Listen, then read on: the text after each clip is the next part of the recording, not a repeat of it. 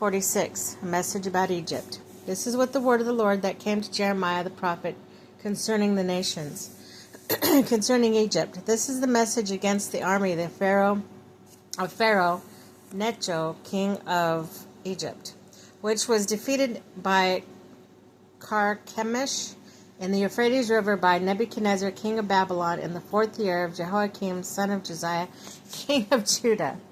Prepare your shield, both large and small, and march out for the battle. Harness the horses, mount the steeds, take your possessions with helmets on. Polish your spears, put on your armor. See, what do I see? They are terrified, they are retreating. Their warriors are defeated, they flee in haste without looking back, and there is terror on every side, declares the Lord. The swift cannot flee, nor the strong escape. In the north, by the Euphrates, they stumble and fall. Who is this that rises like the Nile, like rivers of surging waters?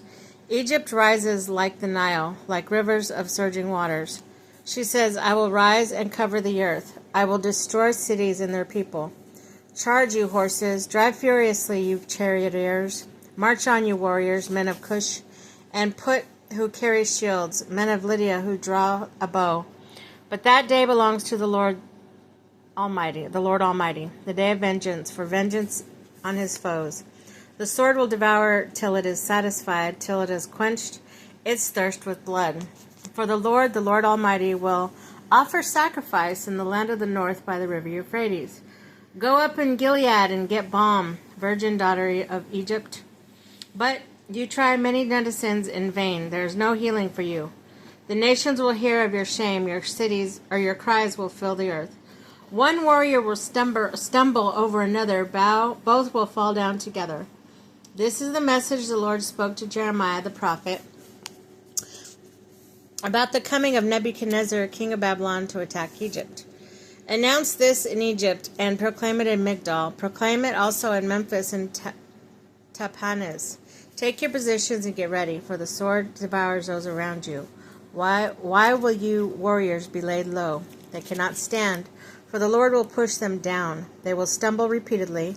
They will fall over each other. They will say, get up, let us go back to our own people and our native lands, away from the sword of the oppressor, where they will exclaim, Pharaoh, the king of Egypt, is only a loud noise.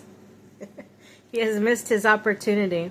As surely as I live, declares the king, whose name is the Lord Almighty, one will come who is like Tabor among the mountains, like Carmel by the sea. Pack your belongings for exile, you who live in Egypt.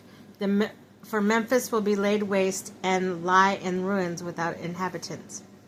Egypt is a beautiful heifer, but a gadfly is coming against her from the north. The mercenaries in her ranks are like fattened calves. They too will turn and flee together. They will not stand in their ground, for the day of disaster is coming upon them. For the time of them to be punished, Egypt will hiss like a fleeing serpent as enemies advance in force. They will come against her with axes, like men who cut down trees. They will chop down her forest, declares the Lord, dense though it be. They are more numerous than locusts. They cannot be counted. Daughter Egypt will be put to shame, given into the hands of the people of the north.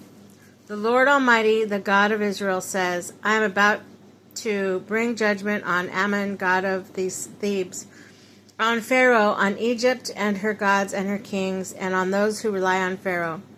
I will give them into the hands of those who want to kill them, Nebuchadnezzar, king of Babylon, and his officers. Later, however, Egypt will be inhabited as in times past, declares the Lord. Do not be afraid, Jacob, my servant. Do not be dismayed, Israel. I will surely save you out of a distant place, your descendants from the land of their exile.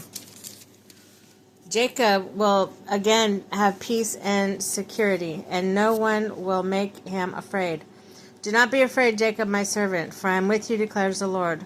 Though I completely destroy all the nations among which I scatter you, I will not completely destroy you. I will discipline you, but only in due measure. I will not let you go entirely unpunished.